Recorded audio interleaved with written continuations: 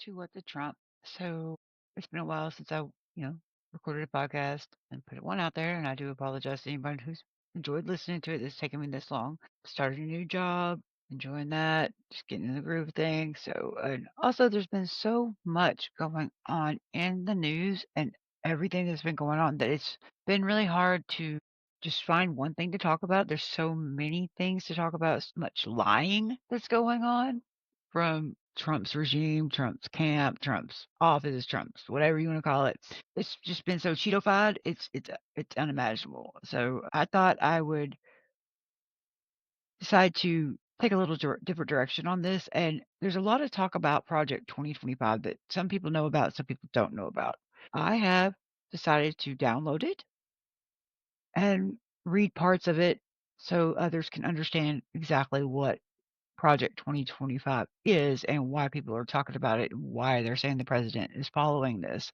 I don't like to call him the president. I like to call him Donnie King wannabe or just, ugh, makes me want to throw up. Anyway, so let me go ahead and bring up Project 2025 and share. So if you can see this, if you can't, I do apologize 'cause I'm not using the best equipment here, but I'm doing my best. So the state starts here with mandate for leadership. The conservative promise is the cover page of Project 2025. It says Project 2025 at the bottom. It lists here when it was made, who you can call, all that stuff. I almost feel dirty looking at this or even having it on my computer. Mandate for leadership, the conservative promise forward by Kevin D. Roberts, PhD, edited by Paul Dans and Steve Groves. And this is for public. I mean, you can find this. All I did was go to the Heritage Foundation, and you can download it. I mean, it's not.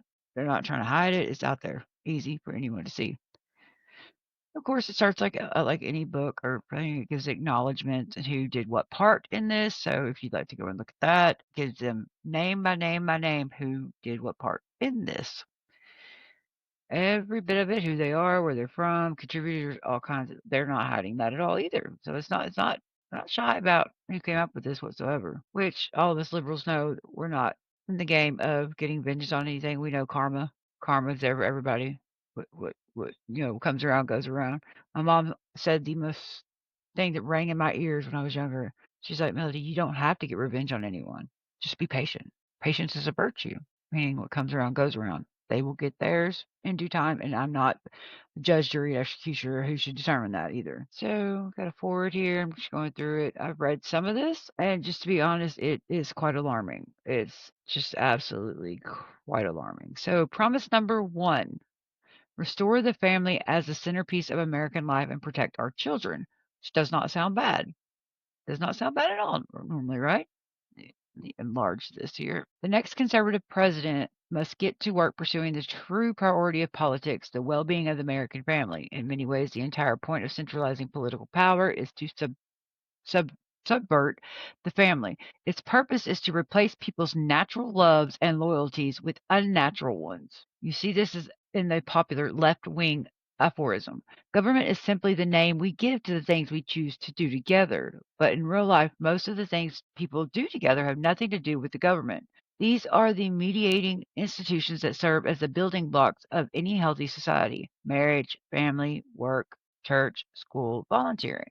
The name real people give to these things we do together is community, not government. Our lives are full of interwoven, overlapping communities, and our individuals and collective happiness depends on them.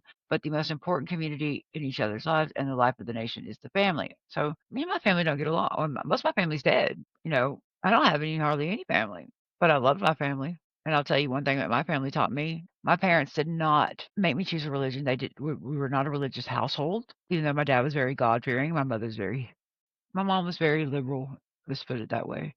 So was my dad. My dad was very liberal too.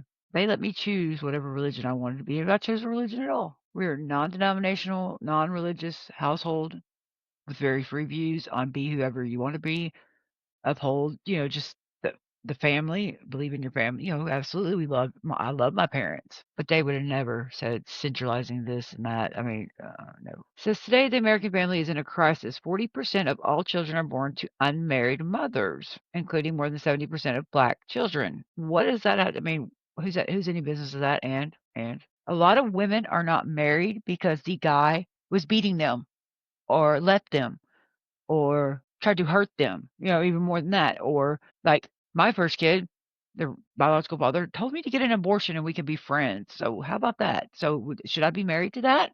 No, I had my son. I'm pro choice, but I to myself wanted to have my son. So and I could not fathom, doing anything. Once I knew I was pregnant and I was going to have that child. And I chose to be an unwed mother because and raise a child on my own, basically, because I was not going to be married to someone who told me to get an abortion, we could be friends. It's not that I'm, if it was my choice to get an abortion, that would have been my choice to get an abortion, but it wasn't his. It was mine. So that's why I say I fight for the rights to women's bodies. We have the right to our own bodies. No one else does. We know what's going on inside of us. So we know how we feel and what's right for us. And we should not. The government should not actually have the choice for that. And the thing is they've taken away that right completely. Project 2025 has taken away that right. There is no government program that can replace the hole in a child's soul cut out by the absence of a father. I've known many, many, many, many kids to grow up without dads and be well rounded. I've known many, many, many kids to grow up with two moms and no dad. But their mom is just like a dad. Hey, fatherlessness is one of the principal sources of American poverty, crime, mental illness, teen suicide, substance abuse, rejection of church, and high school dropouts. My dad was an alcoholic who was never around most of the time. I mean, when he was drunk. I still love my dad, and I did learn a lot from him. But I also had to take care of him at a very young age. Was that the father? I mean, seriously, I didn't. It's just like, really, where do they get their numbers from? Um, so many of the problems government programs are designed to solve but can't are ultimately problems created by the crisis of marriage and family. The world has never seen a thriving, healthy, free, and prosperous society where most children grow up without their married parents. If current trends continue, we're heading towards social implosion. No, we're heading towards total authoritarianism with Trump or Donnie or whoever or Cheeto as our president. Ugh, so it makes me want to throw up. And that's what we're heading towards. We're heading towards them, LDS, who you remember the shiny happy people movement? These same people wrote this book, basically. Just because Bill Brother is in prison or wherever he is, doesn't mean the people with the same ideology aren't the ones doing this. It's the same ideology, and it doesn't belong here. We're not Germany. We're not Hitler's regime. Trump is not Hitler for sure. He's about to kick over any moment now. And do we really want JD Vance taking over? No, we don't. No, we don't. We got to do something about this. We have all got to stand up against what we know is wrong. When we feel oppressed, it's because we're being oppressed. When he's trying to take away your voice, he's taking away your voice. He's assaulting and tear gassing peaceful protest. He has done an executive order which initially takes away women's rights to votes eventually. So think about it. And I saw somebody do a podcast on it the other day, or a Facebook short reel. It's going to be a thing where you have to prove you're an American citizen to vote, which means you have to have two forms of ID. So that would be your birth certificate and your ID. But the thing is, they have to match. Well, if you're a married woman, your birth certificate is not going to match your ID because it's your first name. Your last name is going to be different than your last name now because you have a married name and a maiden name. And to be able to prove that that's those two documents, you have to go and get, of course, if you have a passport, no problem. You have a passport, you can go ahead and vote. That's no problem. But not a lot of people have passports. Not a lot of people who, especially women, are going to have their birth certificate and their ID, be the same. So then you have to get your marriage certificate, and then you have to take that and get it notarized and get a passport, or you have to get it notarized that you are born in America. And that's another thing. He's got all these ICE facilities over there, and they're just arresting American people. They shot a woman this last weekend. Shot her. There's no reason for them to shoot her. There was no reason for any of this except for Trump wants to rule America. He wants to be a king. He wants to be Hitler, whatever he wants to do. So here we go. Okay, so I'm skipping through here just a little bit. So I've skipped to now what we have here. The 2025 Presidential Transition Project. So this is in Project 2025, and it talks about the transition for the project of the president.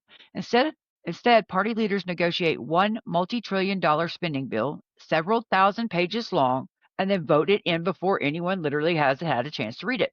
So what has happened lately? The big, beautiful bill negotiate one multi-trillion-dollar spending bill, several thousand pages long. The big, ugly, disgusting son of a bitch of a bill that that makes you taking away all of everything from us, all our health care, which is going to double. Going to double, by the way, if you have health care, which I don't have health care. You know why? Because it's already too expensive for me. So I'm already the one that's under there that doesn't have it. I'm not going to be too totally affected by that part, but because I already don't have it, because it's already too expensive for me.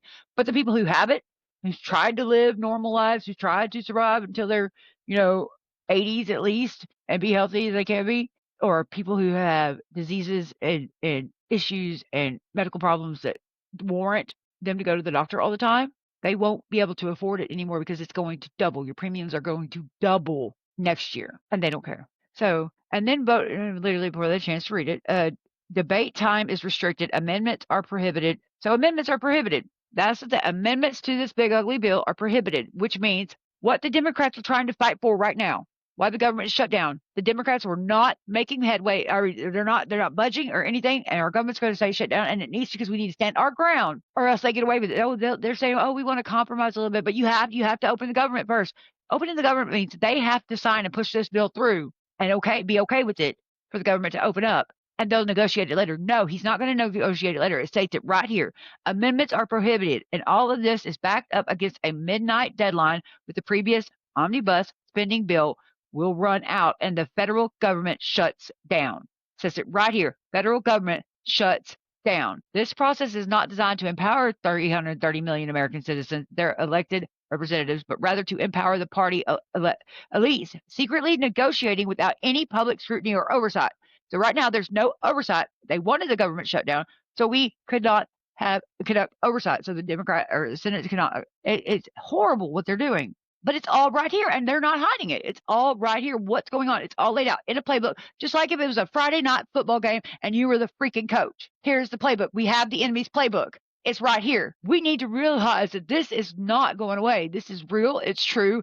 And here it is in writing. All right here, exactly what's happening. There's also a Project 2025 tracker. Look it up.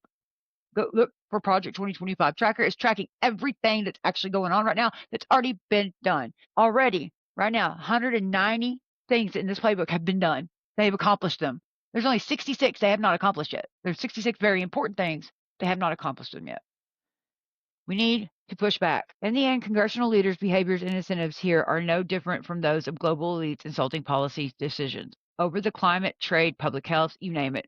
From the sovereignty of national electorates, public scrutiny and democratic accountability make life harder for policymakers, so they skirt it. It's not dysfunction, it's corruption. No, it's not. And despite its gaudy price tag, the federal budget is not even close to the worst example of this corruption.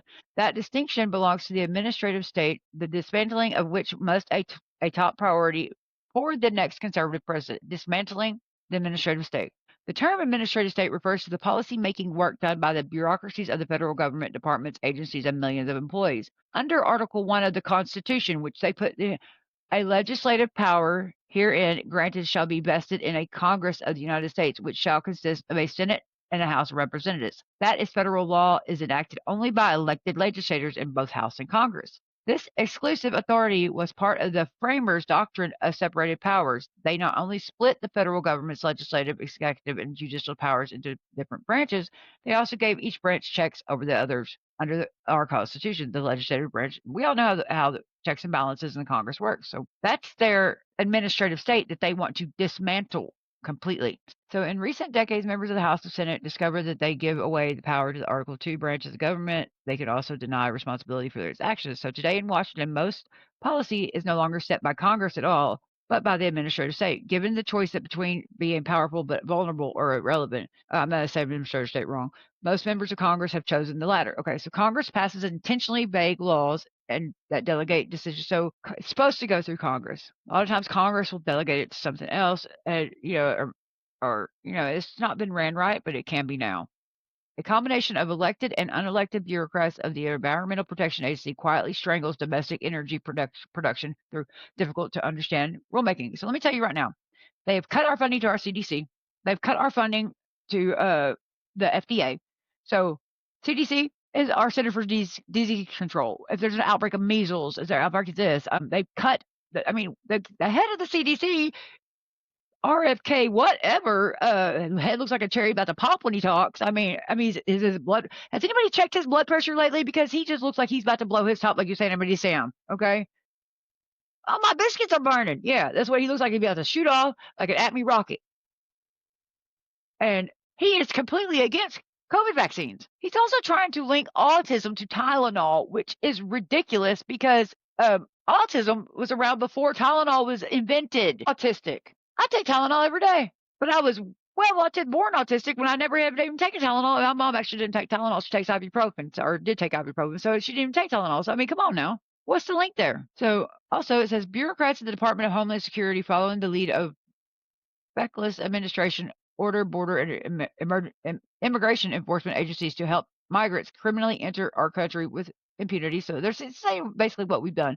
Bureaucrats of the Department of Education inject racist, anti-American, ahistorical propaganda into Americans' classrooms. Bureaucrats, basically they're talking about Democrats at the Department of Justice for school districts to undermine girl sports and parents' rights to satisfy transgender extremists. Woke bureaucrats at the Pentagon force troops to attend training seminars about white privilege, and bureaucrats at the State Department infuse U.S. foreign and aid programs with woke. So this woke extremist policy, like Pete Hegseth's woke speech in front of all those generals. Let's talk about that real quick for a second. So I was in the Navy for a little bit. I didn't make it all the way through boot camp, but you know what? That's my own thing. That's my own story. But I've met some amazing military personnel. My grandfather was in the military. My stepdad was in the military. My dad was in the military. My mom was told when she was younger she wanted to be in the Air Force. They said they didn't let little girls fly their planes, which I know was something that was said because I've heard other people say it too. Other women who tried to join them. I joined the Navy because I didn't want to join the Army or the Air Force because, you know, Navy was something in my family that had not been done by any female so far. I had been by a couple, you know, my male cousins and stuff like that, but not by a female. And my mom called me her little ducky. It was so cute. And I tell you right now, I had two female petty officers and two male petty officers.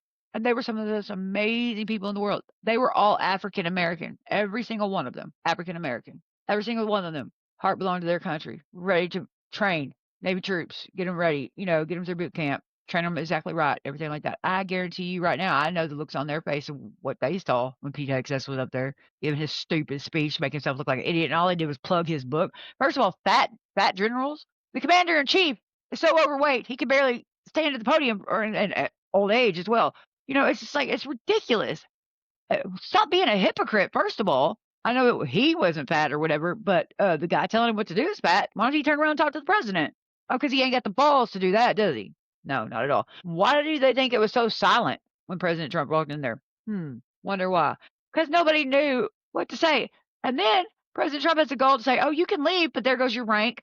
There goes your career. So now he's threatening them. If anybody in the armed services listens to this at all, if anybody hears my podcast whatsoever, you raise your hand and serve an oath and raise your hand as an oath to the Constitution.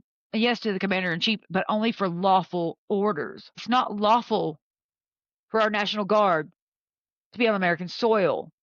It's not lawful for him only to be sending the National Guard into blue states. I live in a red state. I get lucky. Actually, I don't get lucky because I cannot stand our governor of our state. Well, neither can he, but anyway. Sorry, had to say that. But it's not constitutional, it's not lawful, and finally a federal judge said the same thing. So then they try to get around the fact that Portland National Guard cannot be deployed because that's what they said. And so they're going to try to pull California and Texas already federalized National Guard to go to Portland. She said hell no to that too. And thank God somebody's finally standing up to him in the courts. And it's not the only court thing he's got going on. There's so many other things. Okay, so let's get back to this real quick. All right.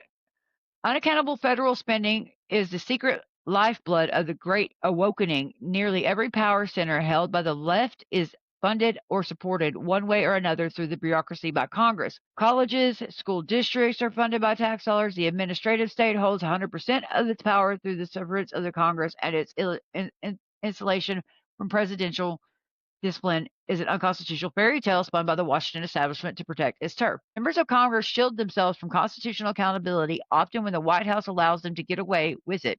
Cultural institutions like public libraries and public health agencies are only independent from public accountability as elected officials and voters permit. And then it goes on to say, let's be clear, the most egregious regulations promulgated by the current administration come from one place, the Oval Office. The president cannot hide behind the agencies as his many executive orders make clear. His is the responsibility for the regulations that threaten America, communities, schools, and families. A conservative president must move swiftly to do away with these vast abuses of presidential power and remove the career and political bureaucrats who fuel it.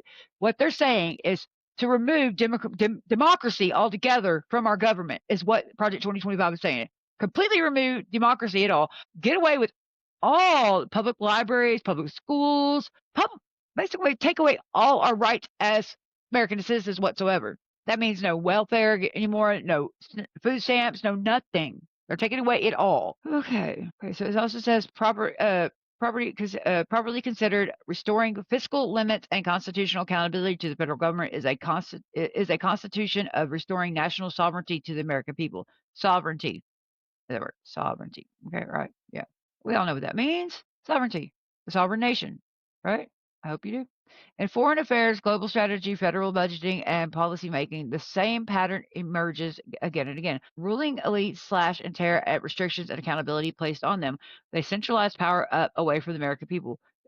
No, we have rights now. We've always had rights. Our forefathers founded this country and gave us our rights with the Constitution. But like I've always said, the Constitution is only as good as the paper it's written on, as long as there's people around to uphold the laws and the words that are on that paper. He can say Constitution this, Constitution that, the president can, but he's not upholding one law on that. And that's another thing, and I might have to hold that for another podcast because I'd like to go ahead, and I've already gone through some of the laws he's broken already before on one of them, but I'd like to go in depth a little bit more. I also wanted to see if I could show you the here. Oh, ignore that. Get it up here real quick. Is that where that? You know what? I don't think I have it on there right now. I should just bring it up right here. Since I'm sharing the screen, I'll bring it up right here. Okay, what anybody says here. Here we go. We have the Project 2025 Tracker. Oh, this is the Project 2025 Tracker. It's a comprehensive community-driven initiative to track the implementation of Project 2025's policies proposals. So they've broken it down. They figured out how many proposals are in there and everything like that. So there's 318 objectives in the Project 2025. There's 34 agencies involved. So we click on Start Tracking. There's 1,200 until end of term. We have 1,200 days, 11 hours, 53 minutes, and 15 seconds. It's counting down the time till Trump's end of term, right? Which is another 3 years almost. It's actually 3.5 years, 150 something days into his first term, the second term. So we start tracking here. Overall progress, we're at 48% for them hitting. They're almost at half the way through implementing Project 2025. So you can go here agency by agency and see which ones they've already completely done the USAID objectives, which is cut budget of USAID, rescind USAID policies that address climate change and help countries transition away from fossil fuels, prohibit USAID from funding sexual reproductive health and reproductive rights. See, prioritize funding for faith-based organizations. Yeah, right-wing national or Christian nationalism. Cut international disaster assistance funding from Syria and Afghanistan and all that, which they've done. Eliminate chief diversity officers, DEI, any diversity. If you're anything with diversity, you're cut. I mean, that's just what it is. Let's see here. And then so we go back. We'll go ahead. Go here. Out of that one. Commodity Futures Trade Commission. We already know what he's done to the Trade Commission. We already know what he's done with tariffs, right? Oh, yeah. They've 100% enacted their tariffs. Reduced regulations on cryptocurrencies. Well, he's done that. He's created his own cryptocurrency. Let's just say that. We all know that. I heard Melania is on one of the coins. I know what if it was actual coin I could hold in my hand, I'd be flushing it. I'd like buy 100 of them just so I could flush them. But I'd take a shit on them first and then I'd flush them. That's probably what I'd do. Yep. Take a shit on his regime and his wife. I wouldn't care. She'd probably like it anyway. Let's see here. White House. Detailed project objectives for the White House. U.S. government contracts to pull, see. It's back against woke policies. There we go. Woke policy. Pete Hagen say all about woke policies. You can't see me, but I'm doing quotations in the air, which that's just what I do. I talk with my hands. Eventually, one day I'll go on camera and y'all will be able to actually see me. But right now, I am just a voice in the darkness, melodic mayhem here, wanting to bring everything to you that I possibly can to make sure you're knowledgeable about what's going on because this is some crazy shit.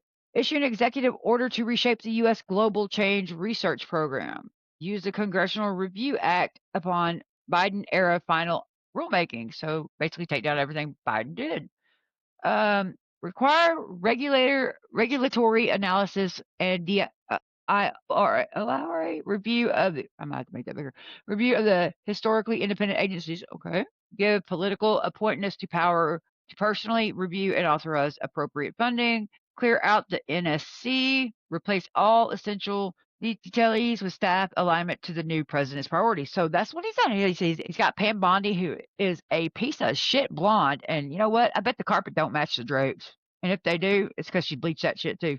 Probably bleaches her asshole. You know, I did hear a really funny joke one day. It was like, you know, the Vanity Fair was doing a interview with Melania and it was like, you know, so do you bleach your asshole? And she's like, no, he spray tans. Anyway, so, I mean, I could go on and on and on and on and on about this, but I just want to let you know, Project 2025 tracker, you can see it right there. It's Project 2025 at observer/n question mark agencies, you know, equal white plus house. I mean, it's a long thing. All you have to do is Google or go on Safari, whatever you use for your browser, just Project 2025 tracker. And if you want to find the actual Project 2025 and download it like I have, it's in the My Heritage Foundation. Is all you have to Google or put in your browser to look for. And it's a 920 page of bullshit that they're actually getting going. And so it's really scary. But I know if I've done my part by putting my voice out there and standing up for it and voicing my opinion on it, and we all know what's wrong and what's right. We all know what we were taught growing up and what this country was founded on, and he's an embarrassment to this country. Nobody wants to do trade with this country anymore. Our food and water are not safe anymore because he's defunded the CDC, he's defunded the FDA. You know, our kids are not safe at schools anymore because, you know, we don't know who's vaccinated and who's not because of the whole vaccination theory or whatever, conspiracy theory of RFK. Like I said, RFK, that man right there, he needs to eat, he needs to go ahead and pull that button like out of his collar so he can let the steam out like a cartoon or something like that because he looks like an Acme rocket about to go off. He's worse than Yosemite Sam going, I hate that rabbit. You know what I mean? I mean, seriously, he looks like an Acme rocket's about to bust off out of his ass. And because, I mean, or somebody just take it like a cartoon character, you know, you go up and you like tie their bow tie too tight and their whole head blows up like a red balloon. That's what he looks like.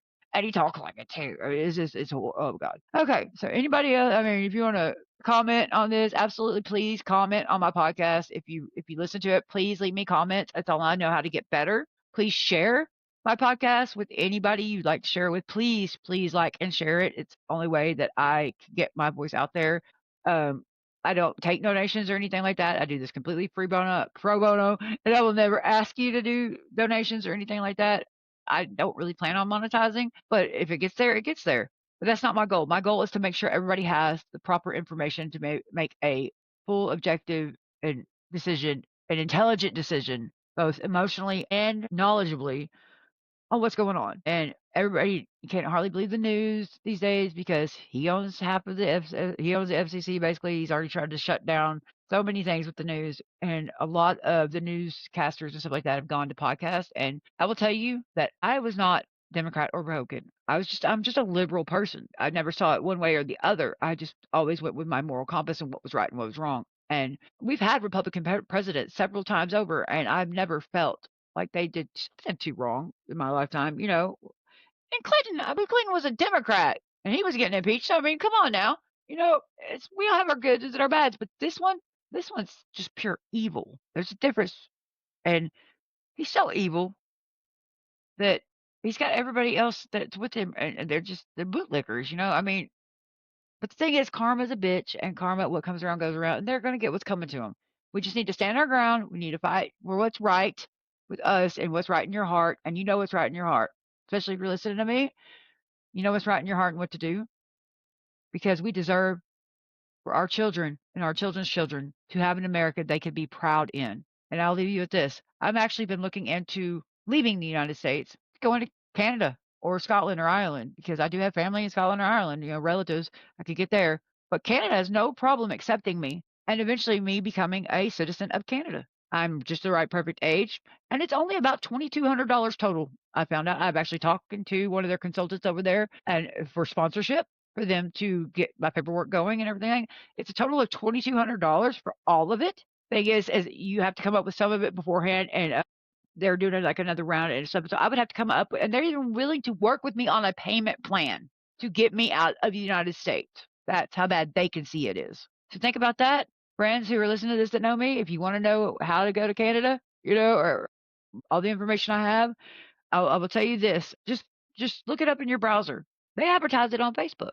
I won't say who I use in case I get shut down or somebody else is listening to this because I don't want them to come under scrutiny or anything like that. But I will say it's actually not a hard. It's a difficult process to a point at some point. But and you don't have to learn French now. There are some consultants that want you to kind of learn French depending on what province you're going to move to. But Nova Scotia, they speak mainly English, so I have no problem there. I'm 100% speaking their language. Um, and it's a beautiful place to live. And my friend Nility, yeah, if you listen to this, so I'm not sorry, not sorry. I made fun of you, but picked on you for being from Canada because you know what? I might be your neighbor one day. Welcome to America, and maybe you'll be saying welcome to Canada to me one day. So, and besides that, I'll also leave with the fact that if nobody's told you you're amazing today, I'd like to be the first to let all my listeners know that you're absolutely fucking amazing. Don't let anybody tell you different. Thank you for listening to What the Trump and have an amazing day, night, yesterday, day before, whatever part of reality you're in. Enjoy it.